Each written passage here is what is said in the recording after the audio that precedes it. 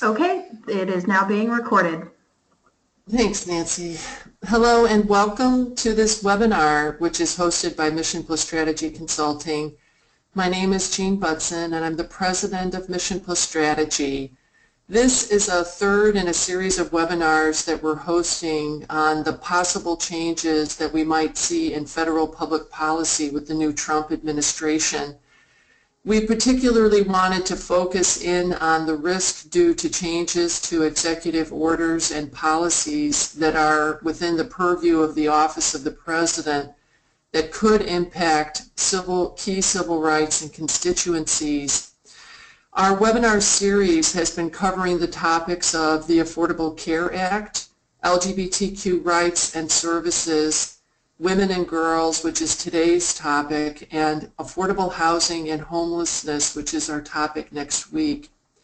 At the end of this webinar, we will have information on how to link to our earlier recorded webinars and information on next week's webinar. And now today's topic. After a nasty presidential campaign in which sexism and misogyny were prevalent, many advocacy groups feared for the well-being of women and girls under the Trump administration. President-elect Trump has already promised to nominate anti-choice Supreme Court justices. But what lies ahead in other areas such as domestic violence services, pay equity, access to health care services, including contraception, and child care and paid maternity leave? In today's webinar, we will discuss these issues and what we might expect from the incoming Trump administration and the Republican-controlled Congress on a whole range of issues affecting women and girls. Let me introduce our speakers. Today's webinar will be co-facilitated by David Lloyd and Sujata. David is a public policy and nonprofit consultant with more than a decade of experience in federal and state policy. He has worked at the federal level as a senior advisor to U.S. Senator Debbie Stabenow from Michigan, where he developed deep expertise on tax and international trade issues and covered a variety of other issues including housing and health care, transportation, and civil rights. At the state level, David worked as a senior policy analyst at Voices for Illinois Children, where he analyzed the finances of programs that serve children and youth. Later, he served as the organization's vice president and director of the Fiscal Policy Center. Our second speaker is Sujata. She is the president and CEO of the Chicago Foundation for Women, and is an expert on public policy and social issues impacting women and girls. Sujata joined CFW in 2011. CFW is a grant-making organization focused on basic rights and equal opportunities for women and girls in the greater Chicago area. Under Sujata's leadership, CFW has doubled in size. Sujata has also worked at several notable Chicago nonprofit agencies, many focusing on women and girls issues, including the Eleanor Foundation, Opnagar, the Chicago Continuum of Care, and Interfaith Housing Development Corporation. I want to welcome both of you, David and Sujata. Thank you so much for being with us today on this webinar. Thank you, Jean, very much. Thank you, Jean. And let me just couple of directions for our participants. If you haven't muted your phones, we just would welcome you right now to just go ahead and mute your own phones just in case you get phone calls and other background noise. We would like to ask you to just hold your questions until the end of David and Sujata's presentation. And if you're more comfortable typing your questions, feel free to do that, and we will read off your questions. And now I would like to turn the presentation over to David to get us started. Well, thank you, Jean, and really happy to be here today to talk about this very important topic about women and girls and kind of the implications of the Trump presidency, and also thrilled to be here with Sujata from the Chicago Foundation for Women who will really add her expertise, and just thrilled to have her here as well. So why don't we get started with the webinar. And first, just a brief kind of overview of what we'll cover. I'll quickly go over kind of the federal levers of change, and these are kind of general in federal policy, but they obviously have implications for women and girls. And looking at Congress, the executive branch, and also the federal judiciary, including the Supreme Court, because where change happens has important implications for how that change occurs and how easily that change, either positive or negative, can occur. And then we'll take a closer look at the implications of the last year's election for women and girls across selected issues. And I do want to say from the outset that we are only focusing on kind of a subset of possible issues that affect women and girls, given the time constraints. But obviously, practically every issue, every federal issue, affects women and girls. But we will take a closer look at health care, including the Affordable Care Act, reproductive rights, and Planned Parenthood, education, looking in particular Title IX with relation to transgender students and sexual violence on college campuses. We'll look at economic security issues, a whole range of economic security issues that impact women and girls. We'll look at women's safety and violence against women, in particular, looking at what the implications of the campaign, might be, and also looking at the Violence Against Women Act. And then we'll look at women's rights abroad, which the United States plays an important role in. And then finally, we'll look at advocacy in the Trump era and have some suggestions for ways that you can try and make a difference in public policy on behalf of women and girls. So the federal change levers simply here have the three branches of government, and the Supreme Court is obviously critical given Roe v. Wade and the constitutional protections for reproductive freedom and abortion rights. And so the Supreme Court is critical in upholding those rights. It can also rule on religious, in quotes, exemptions, which are increasingly being pushed, which allow, individuals or companies or even government officials, for that matter, to not serve either women or LGBTQ people because of religious or moral objections. Also, the Supreme Court has a role to play in ongoing Title IX and Title VII sex discrimination lawsuits, and we'll talk a little bit more about that in a few minutes. And of course, with the executive branch, anything that President Obama or other presidents have done kind of unilaterally through executive order or through regulations, those can often be reversed under a new president. So, for example, President Trump could likely unilaterally change contraception coverage, even if the ACA, the Affordable Care Act, were to remain in place. He could also change interpretations relating to transgender students' rights and campus sexual assault.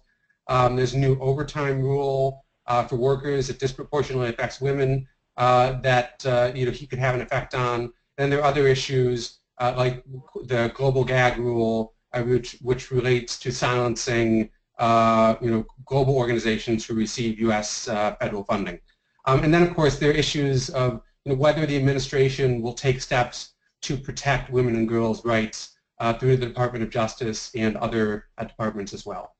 And then, of course, looking lastly at Congress, any non-budget legislation needs to get past the Senate filibuster, which requires 60 votes in the Senate. The Democrats currently have 48 seats in the Senate, so they can, if they stay together, mount filibusters. But there is this budget reconciliation process, which is not subject to the filibuster, which could potentially dismantle or harm important programs like the ACA, Medicaid, and SNAP. And then next year, in 2018, there'll be the Violence Against Women Act reauthorization, and there will also likely be efforts in Congress to push abortion restrictions not based on science. And so for all of these, the three branches of government, I strongly believe that public opinion and accountability is important, are important weapons against actions that will harm women and girls. All three of these branches, to one degree or another, take public opinion into account. So after the election, well, actually before and after the election, there has been a great deal of fear that has been present. Immediately after the election of Donald Trump, we saw the chart on the left shows that people who said they were afraid due to the result of the election was higher than in each of the past two elections. And just this past summer, when Gallup asked different groups of racial and ethnic groups, as well as breaking it down by gender, whether they were afraid if their preferred candidate did not win. Black women in particular said that they would be very afraid if their preferred candidate didn't win. And of course, black women disproportionately supported Hillary Clinton in the campaign. So there is a lot of fear, particularly among historically marginalized groups, both because of how the campaign was conducted and kind of the sexism and misogyny that was present, as well as the outcome of the election and groups feeling that they would likely be under attack. So the Affordable Care Act is very important. Really, I would argue for everyone, but also for women and girls in particular. And this is because the Affordable Care Act has both provides health insurance, but also has very specific protection for women and girls. So, for example, there are non-discrimination provisions of the Affordable Care Act that made discrimination based on sex illegal. And so prior to the Affordable Care Act, 60% of individual non-group plans that were available charged a 40-year-old woman non-smoker more than a 40-year-old man who was a smoker. And this is even excluding maternity care. And so the ACA made this illegal. The ACA also banned discrimination based on pre-existing conditions, and pregnancy prior to the ACA was deemed a pre-existing condition. And so plans routinely did not cover prenatal care or maternity care. The ACA precondition, the prohibition against discrimination based on pre-existing conditions is actually likely to stay, that it cannot be undone via the budget reconciliation process. But it may well be meaningless if the rest of the insurance market essentially collapses, when the various other ACA provisions that kind of form a cohesive unit that keep it all working are taken away. So there's a danger that we could see, we could really go backwards to a great degree. And then other specific protection for women and girls under the Affordable Care Act relate to preventative care, which the ACA requires full coverage of, and that means without copays or deductibles. But what is preventative is subject to interpretation under the law. And so, for example, there are several different ways that that different parts of the government interpreted what preventative meant. But for example, the BRCA gene mutation, for which it has implications for particularly breast cancer, and also cervical cancer screenings are covered as preventative measures. And President Trump can't change this on his own, but this coverage could disappear if the ACA is in fact repealed. And then, of course, contraception has been ruled to be covered as preventative care. And this coverage is based on the Health Resources and Services Administration, HRSA, classification. And currently, all FDA-approved contraception must be covered, as well as things like STD screenings, breastfeeding support, and as well as screening and counseling for domestic violence. Now, President Trump could simply direct HRSA to declassify contraception as preventative care, even if the ACA weren't repealed, and he could also give exemptions for companies who object to covering contraception. And kind of at right shows Representative Tom Price, who was a nominee to head the Department of Health and Human Services. In 2012, when he was asked if women could afford contraception if it was not covered under ACA plans, he said, quote, "Bring me one woman who has been left behind, meaning they cannot afford coverage. Bring me one. There's not one. The fact of the matter is, this is a trampling of religious freedom and religious liberty in this country." And he is the nominee to become Department of Health and Human Services Secretary. So also kind of more generally, women and girls will lose if the ACA is repealed. And the map at left from the Kaiser Family Foundation shows in blue states that expanded Medicaid and states in orange that did not expand Medicaid. And as you can see, the uninsured rates for non-elderly women is much lower on the whole for states that expanded Medicaid than those that did not. And nearly 9 million women have gained coverage under the Affordable Care Act, and these women would lose coverage if the ACA is gutted. And in fact, millions more women would likely lose insurance coverage if the individual non-group insurance market likely collapses. And this is the market which, if you don't get insurance through an employer and have to go to the marketplace, or before the ACA, you had to go to individual insurers to get coverage. That's what the individual non-group insurance market is. And so communities of color in particular stand to lose the most if the ACA is repealed. And so this chart, which is from the Urban Institute, simply shows what uninsured rates by a racial and ethnic group you would be currently without the ACA. It also shows in the middle what uninsured rates are given states different Medicaid decisions about whether they expanded Medicaid. And also on right would have been if there had been full Medicaid expansion, which would have been the case had the Supreme Court not ruled that states had the option to expand Medicaid. And communities of color have seen the largest decreases in uninsured rates on a percentage point basis. And Black Americans have really disproportionately fallen into a coverage gap in states that did not expand Medicaid. And also another danger that is being talked about is a potential block granting of Medicaid, which would essentially give states a fixed amount to cover Medicaid populations. And the fear is that states would cut eligibility and cut benefits, and also that Medicaid would no longer respond to changes in need if that were to occur.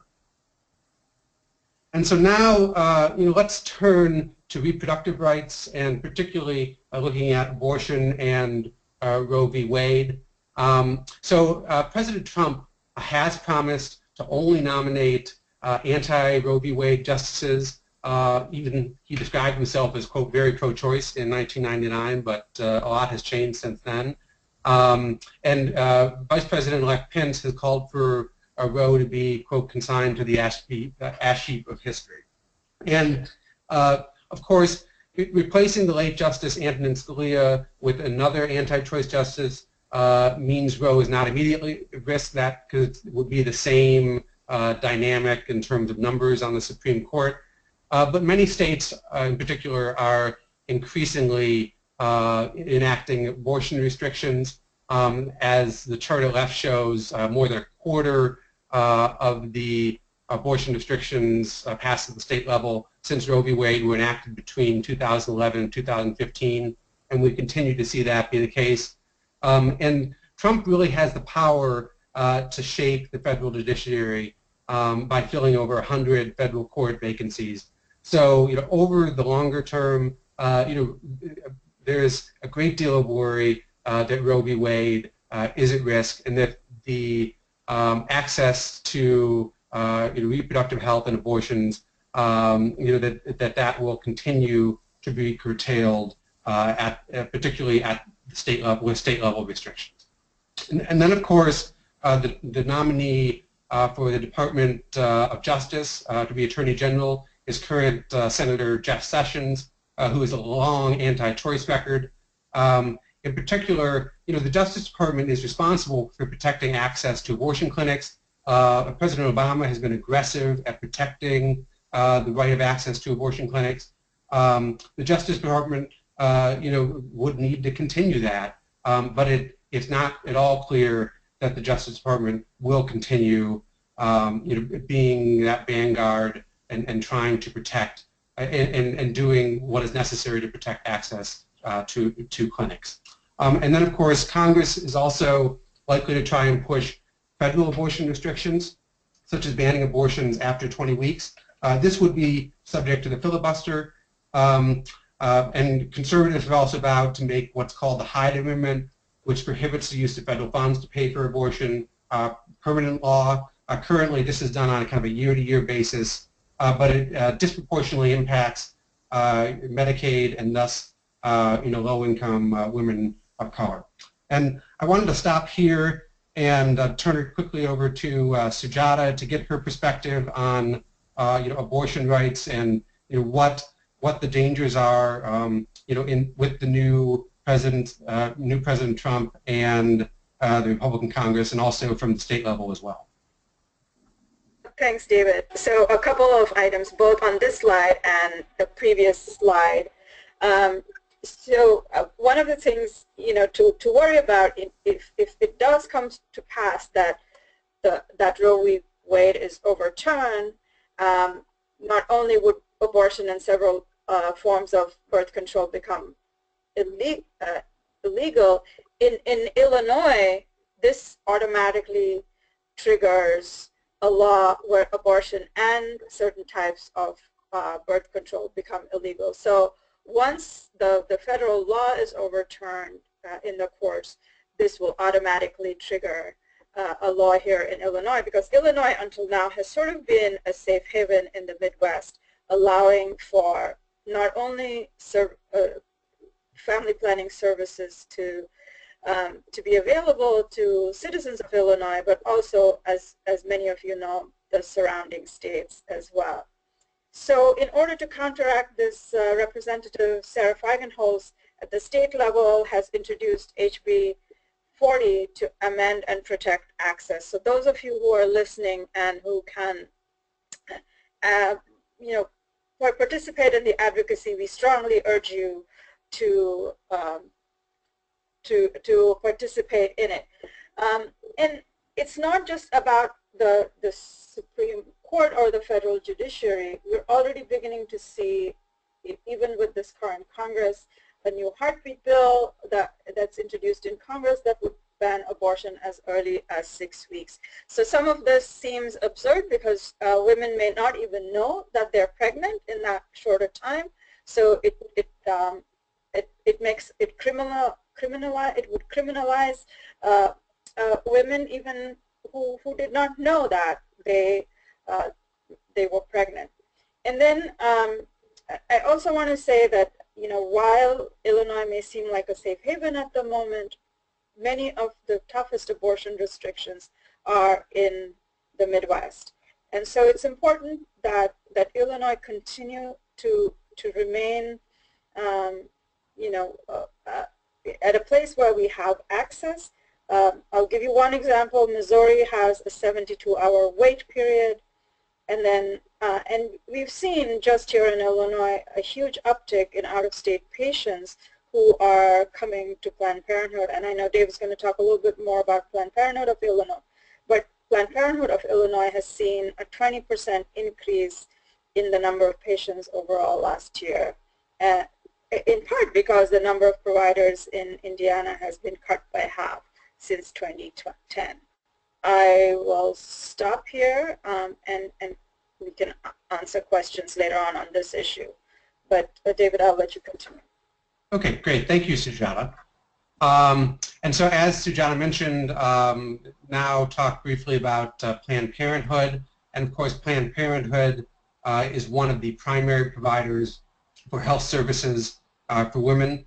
And Planned Parenthood, though it relies on a lot of government funding, for cancer screenings, contraception, and other health services unrelated to abortion. And most recent financials show that it received about $550 million in government funding. And the federal funding is about 40% of Planned Parenthood's overall budget, and a loss of federal funding could really force program closures and reduce services for hundreds of thousands of low-income women. And importantly, the public broadly is very supportive of having Planned Parenthood continue to receive federal funding for health services for women. Of course, Republicans in Congress, as well as President-elect Trump, have vowed to defund Planned Parenthood and cut off federal funding. And there are kind of two federal funding streams that this matters, that are the sources of Planned Parenthood's federal funding. One is Medicaid, which is its primary federal funding source, and the other is the Family Planning Program, also known as Title X. And so the Republicans previously voted in 2015 to cut off Medicaid funding through the budget reconciliation process when they also controlled the Senate and House, but President Obama vetoed that budget reconciliation measure. And so there's been a great deal of talk, and numerous Republicans have promised to try and do it again, basically cut off all Medicaid funding to Planned Parenthood through the budget reconciliation process. Now, 3 Republicans in the Senate have already expressed reservations about doing this, and because there are only 32 Republican senators in the Senate, it's really will be very close on whether or not the Republicans are successful at trying to cut off Medicaid funding for Planned Parenthood. Now, Republicans have also said they want to end the Family Planning Program funding for Planned Parenthood. This is likely will be much more difficult because they can't use the budget reconciliation process. That would likely require 60 votes in the Senate, and Democrats would likely block that. There are also numerous state-level efforts, including recently Texas, to try and take away federal pass-through funds to fund that go to Planned Parenthood for providing health services for women. The Trump administration might be much more likely to support states' efforts to cut off this funding.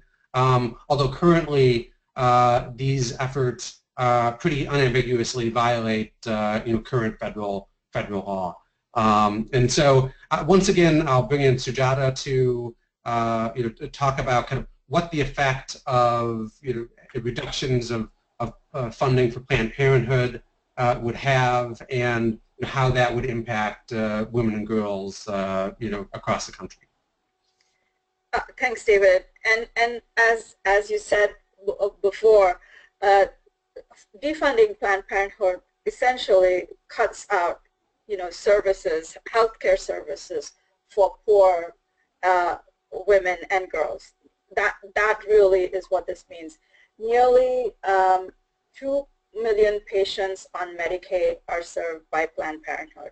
And so that goes well beyond just, as is listed on this slide, goes well beyond abortion and family planning. It is many routine physicals, many routine clinical services, as well as cancer.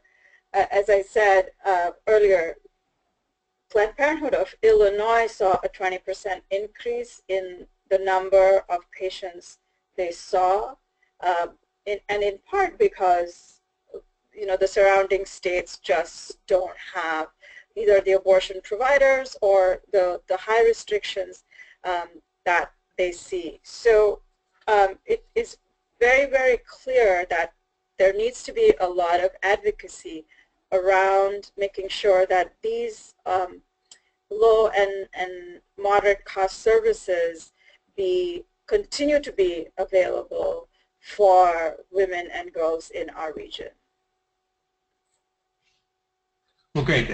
Thank you, Sujata. And we'll now move on to talk about education especially under Title IX. And I listed here at left, so Title IX of the Education Amendments of 1972 excludes prohibits discrimination on the basis of sex for any education program or activity that receives federal financial assistance. And so that's pretty much all public schools and most, if not all, if not all, universities as well. And so the Obama administration has been aggressive at using Title IX to combat sexual assaults on campus, on college campuses, and they have released lists of institutions that have been under investigation for not doing enough to meet their Title IX responsibilities relating to campus sexual assault. But many Republican lawmakers have really said that the Obama administration's Title IX guidance has illegally expanded the law's scope. And so there have been lawsuits against the Obama administration's interpretation of Title IX, including the Obama administration has told schools that they have to use the preponderance of the evidence standard, which basically, if there's a claim of sexual assault, that the college or university has to, look at the claim, and if it's more likely than not that it's true, they have to act on that. But in fact, the Republican platform has said something very different, and it said that sexual assaults should, quote, be investigated by civil authorities and prosecuted in the courtroom, not the faculty lounge. And so this is a big worry that the President-elect Trump will essentially undo what the Obama administration has really tried to do in combating campus sexual assault. And the Trump administration could simply refuse to defend lawsuits that are ongoing against the Obama administration's interpretation of Title IX. So this is a big worry. There's been a lot of progress in bringing this issue the attention that it deserves and making sure universities are meeting their responsibilities under Title IX to combat and ultimately end sexual assault on college campuses. And also under Title IX, the Obama administration has used it to protect transgender students.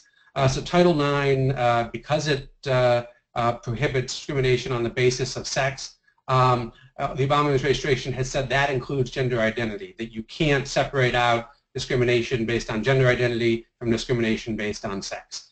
And the Obama administration has also given schools guidance saying that they need to allow transgender students access to the restrooms and locker rooms that correspond with their gender identity.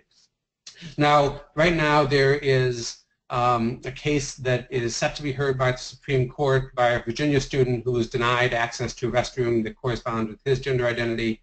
The Federal Appeals Court, gave deference to the Department of Education's Office of Civil Rights, which said that Title IX protects this student.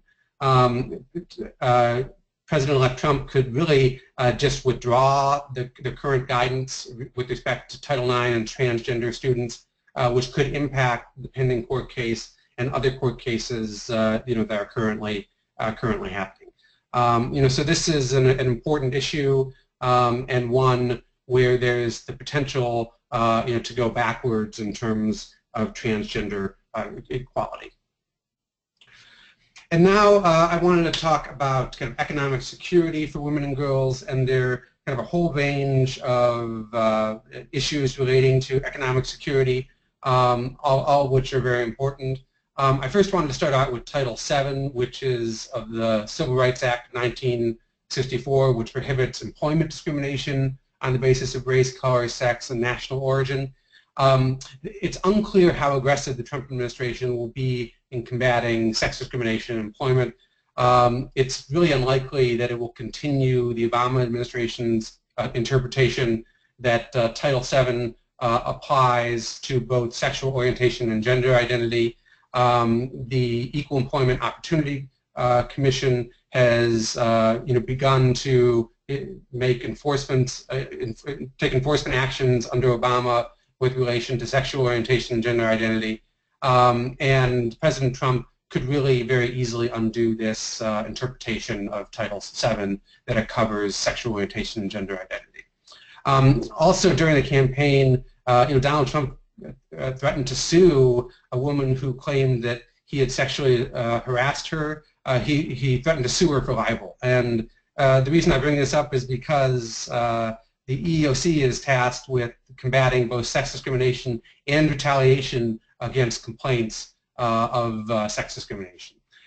So this is an area that I know a lot of people are concerned about with regards to sex discrimination in the workplace and protecting both women and girls, but also people based on sexual orientation and gender identity. So, wanted to quickly talk about what could be considered kind of brighter spots with relation to child care and paid leave. On left is just is a chart from the Economic Policy Institute that shows child care costs for the median family income, so a family right in the middle of the income spectrum in major metropolitan areas across the country. And none of these metropolitan areas is it affordable to send 2 kids to child care using the 10% affordability threshold that the Department of Health and Human Services uses. Now, Trump in the campaign said that he supported increasing child care affordability, and he also said he supported paid maternity leave, although I'll mention that he didn't say that he supported paid sick or paternal leave for fathers. And so his plan for his child care proposal essentially wanted to make child care expenses tax deductible for any family making under $500,000 a year. Now, unfortunately, this wouldn't benefit many taxpayers. Nearly half of taxpayers wouldn't benefit because they make too little to earn federal income tax. He's also suggested tax-free child care accounts, but if you don't have, if you're low income, that really doesn't help very much. And he also indicated during the campaign that he supported 6 weeks of paid maternity leave. It was kind of vague about how the exact details of that or how he might pay for that. But yet it's good that he expressed support for paid maternity leave. Trump has also has not yet said anything about Obama issued an executive order mandating federal contractors provide paid sick leave. It's unclear if that will remain, will remain in place or whether President Trump will try to undo that. And so, wanted to quickly talk about several other important economic security issues, which are particularly important for women. The first is the overtime rule. President Obama pushed this overtime rule, which would have increased the threshold at which an employee becomes ineligible for overtime. Currently, it's just over $23,000 and hasn't changed in a very, very long time. And Obama would have about doubled that to $47,000 per year. This rule has unfortunately been tied up in the courts and so hasn't taken effect yet. And unfortunately, President Trump could likely just kill the rule by not defending it from the court challenges that are currently ongoing. And as you can see, the chart at left shows that over 2.3 million women would have gained overtime protections, under this rule, and that's 26% of currently workers who are currently exempt from overtime due to the low income limit. And of course, Hispanic and Black workers are disproportionately would have benefited from the new overtime rule as well. And so on the minimum wage, President-elect Trump has said multiple conflicting things on the minimum wage. I think that it's kind of unlikely to make much movement at the federal level, given that Congress and the Republican Congress is unlikely to push it. Although there still may be room for progress at the state level, and we certainly hope that's the case, including in Illinois.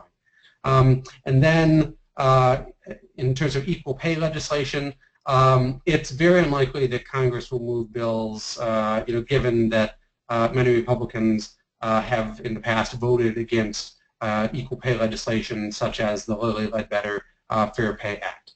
And so here again I wanted to stop and turn it over to Sujata to talk about women's security, economic security for women rather, under both the Trump administration and also perhaps at the state level as well.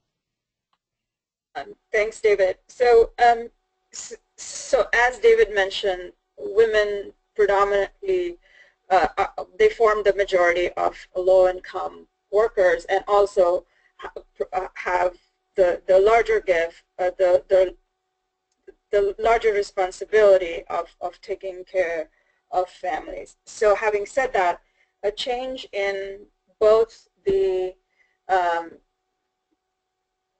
child care as well as the minimum wage would disproportionately impact for the positive if these were to change. So keeping pressure on those issues, and certainly at the state level, we are beginning to see movement both in terms of increasing the minimum wage as well as paid sick leave. So what is not happening at the federal level, or what perhaps can happen at the federal level, are things that can be moved at the state level. And so we have an opportunity in Illinois to continue to push these efforts, and particularly around beyond the issue of paid leave, which has passed in Illinois and Cook County, to take it to the state level, but also parental leave, which is an important aspect, which should be available to both parents for a couple of different reasons in terms of economic security.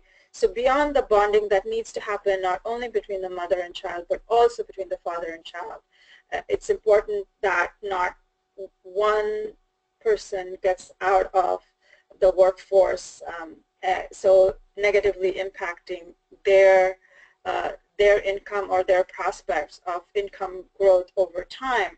So we absolutely promote and advocate the importance of not paid parental leave that includes both maternal and paternal leave. So that is important. And ultimately, since we are working so hard to get to gender equity, the equal pay legislation is another important aspect that continues to need advocacy, and not get left behind as we think about all of the levels of advocacy that we need to work on moving forward. Well, thanks, Sujata. And I want to quickly move through kind of the last couple slides. I'm cognizant of time. We talked a little bit about violence against women already, but I wanted to reiterate that kind of the sexism and misogyny that was evident during the campaign has really raised fears that abusive behavior is being normalized, and that perpetrators of sexual violence and violence against women believe they almost have a green light to commit these acts. There are also fears about kind of the federal commitment, particularly from the Justice Department and the presumptive nominee Jeff Sessions to be Attorney General, in the government's commitment to combating violence against women. And then finally, the Violence Against Women Act is up for reauthorization next year. Both Tom Price, who is a nominee to be Secretary of Health and Human Services, and Jeff Sessions have voted against the reauthorization of the Violence Against Women Act because it included protections for LGBT victims in its most recent reauthorization. And then finally, quickly on women's rights abroad, the U.S. gives about, in 2015, about $600 million in family planning assistance, which prevented 6 million unwanted pregnancies globally and 2.3 million abortions.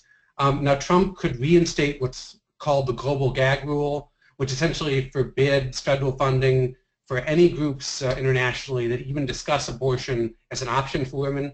The gag rule is hence, basically forcing groups to not talk. And Obama reversed this policy that had been in place under President Bush. It was first put in place under President Reagan, and Trump could reinstate it. And also, the aid organizations often forego money and can't provide, very needed health services unrelated to abortion when the global gag rule has been in place. And then finally, I'll note that Governor Nikki Haley, who's the nominee to be ambassador to the UN, did recently sign a bill banning abortion starting at 20 weeks in South Carolina. And so, wanted now to turn to advocacy for women and girls and what we can do. I'm going to turn it back over to Sujata here, because the Chicago Foundation for Women has several very exciting initiatives going on that you can participate in. So Sujata, I'll turn it over to you. Thanks, David. So yes, we indeed have several initiatives that you and your friends and your colleagues can participate in. The first of these, more immediate, is you can apply for, if you're an organization, to the Chicago Foundation for Women's 100-Day Fund. So this is a rapid response fund. We are making rapid response grants to support civic engagement and advocacy. We have seen a huge upsurge in advocacy, in activism among folks, and we want to help support that and grow it over time. And so the 100-Day Fund is intended to do just that. The fund will close on February 3rd, so if you haven't got your applications in, please do them quickly. Grants are small in size, between $500 and $2,500. If you are so inclined, you can also donate to the 100-Day Fund, and the link is on your computers. It's on the slide. The second is to join us with the 100% Project, which is our effort to increase women's economic security and to end gender bias in our region by the year 2030. And this is, again, where individuals and institutions can participate, particularly focused on the strategies on how to address and combat gender-based inequities. If you have questions, please do call us or please email us.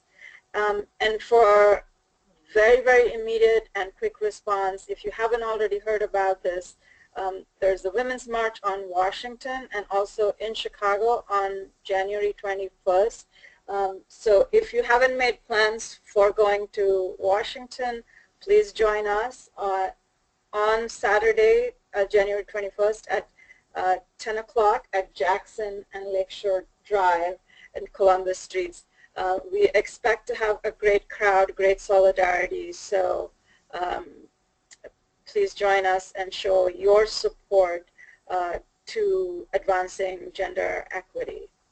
And then there are many other things that you can do: write and document stories and speak out, make clear that the ACA repeal is an attack on women and girls. You can write to your legislators, you can call your legislators, both those who are persuadable and those who are not, to let them know what this means for women and girls.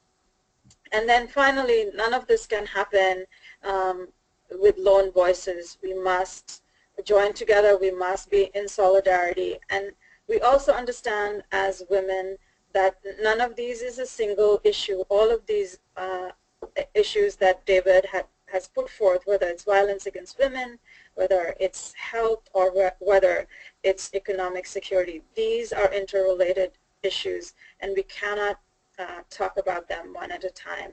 That these are all intersecting issues. We cannot have one kind of security without another. So it is important for us to tackle all of them at the same time, but also together with one voice. So I urge you to share this with your friends and family and your colleagues at work, to to move the agenda to get gender equity in our region, in our lifetimes. Thank you so much, Sujata. Here is a list of just selected resources, and I know there are many organizations, as well, but here's just a selected list. These slides will also, we can make them available as well. But we wanted to turn it now, and answer any questions you might have.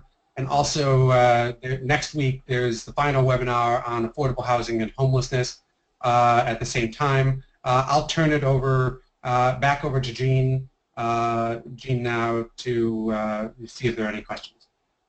Yeah, if you have a question and you want to just shout it out, you can do that. Unmute your phone if you muted it. And if you're more comfortable, you can go ahead and just type your question in under the chat line in the panel, the management panel on the right-hand side. So does anybody have a question or a comment?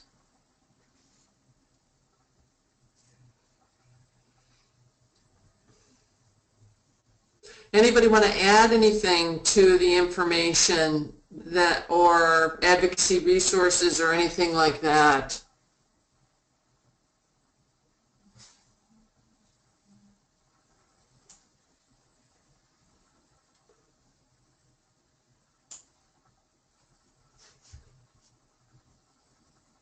So I'm not hearing anything. I guess David and Sujata, you did a very comprehensive job here. So I'll just go ahead and bring this to a close. I just want to say once again, thank you to David Lloyd and to Sujata for your presentation today, and to invite all of you who are listening on the webinar to join us for the final webinar that you can see on your screen regarding the subject of affordable housing and homelessness. So we will be talking about this subject next Wednesday, also at noon Central Time. And I also wanted to let you know that if you'd like to listen to the earlier taped webinars, you can see the HRL links there, the URL links, sorry, there on your screen. Feel free to download those. You can also go to our website and download them there at www.mission+strategy.com. And I want to thank everyone for joining us with Mission+Strategy on this webinar today on the policy changes in the Trump administration. If you'd like more information about Mission+Strategy Consulting, please go to our website, mission+strategy.com. And this concludes our webinar, and I hope everybody has a wonderful day. Thank you so much. Thanks, Jean. Thanks, David. Thank you, Jean. Thank you, Sujata.